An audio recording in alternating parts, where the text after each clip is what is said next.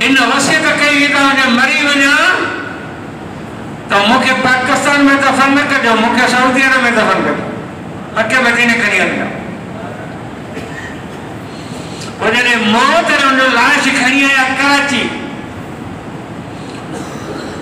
उन वक्त में वसाइल घटि हुआ, बर वक्त उनजे लाश के सऊदी अरब पुॼाइण जो इंतज़ाम थी न सकियो। पोइ हुनखे कराची जे गोरा कब्रिस्तान में दफ़न कयो वियो। अंग्रेज़नि जी गोरा कब्रिस्तान, अंग्रेज़नि जे ईसाइन जे कब्रिस्तान में दफ़न कयो वियो बतौर अमानत जे त इहो लाश कढंदासीं सऊदी अरब वेंदो। पोइ जॾहिं इंतज़ाम मुकमल थिया, पोइ इन ई मलक ग़ुलाम अहमद जो लाश अची कढूं। खोटाई जॾहिं हली लाश ज़ाहिर कयूं त अंदरि नांग वेठो।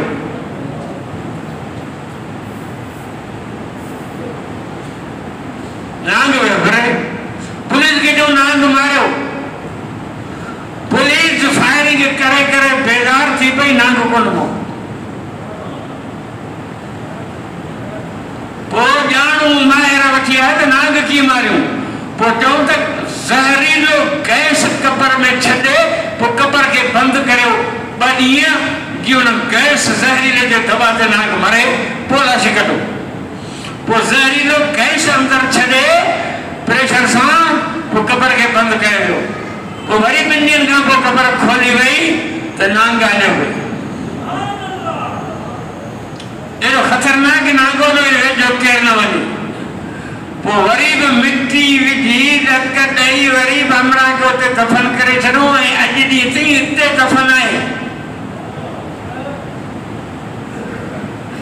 इन जो ॾोह कहिड़ो हो? 1953 में जॾहिं ख़त्म नबूवत जी तहरीक हली हुई, उन वक्त में लाहौर में जुलूस निकितो ख़त्म नबूवत जे शेदाइनि जो। उन जे मथां गोली हलाइण जो ऑर्डर मलक ग़ुलाम अहमद ॾिनो हो। कादियानी जी हिमायत करे मुसलमाननि जे मथां गोली हलाई, जंहिंमें हिकिड़े ॾींहं जे अंदरि लाहौर में 10,000 माण्हू रोड ते मुआ हुआ। ये हिन माराया हुआ, भल मुसलमान हो, पर अॼु ॾींहं ताईं अंग्रेज़नि जे मुक़ाम में पूरो कंहिंखे ज़रूरत कोन्हे जो लाश कढी सघे। इहो आहे ख़त्म नबूवत सां धोखे करण जो अंजाम। अॼु इहो कमु वरी बंदर पियो करे, कादियानियुनि सां वफ़ादारी पियो करे। हा, अॼु परवेज़ मुशर्रफ बिस्तरे ते पियो आहे, न मरे थो न जीए थो। मुल्क जो सदर हो, इहो मुको ॾेखारींदो हो, कीअं वर्दी कोन लाहींदुसि। हलियो मदरसे ते गोलियूं हलाई, मदरसे ते गोलियूं हलाई, मस्जिद ते गोलियूं हलाई, 2600 नियाणियूं माराई। पोइ वरी फास्फोरस जो केमिकल छॾे उन्हनि नियाणियुनि जा लाश ॻारे पाणी करे ख़तम करे छॾी। माइटनि खे लाश कोन मिलिया, क़ुराननि खे भाइयूं मिलियूं, मस्जिद सड़ी वई, मदरसो सड़ी वियो, किताब सड़ी विया, हदीसूं सड़ी वियूं, नियाणी जा लाश ॻरी विया।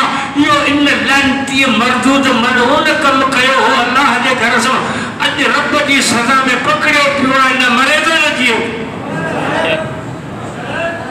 इहो आहे अंजाम।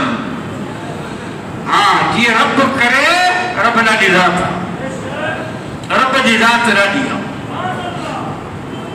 रब बचाए त केरु मारे नथो सघे, रब मारे त केरु बचाए नथो सघे। लाल मस्जिद वारो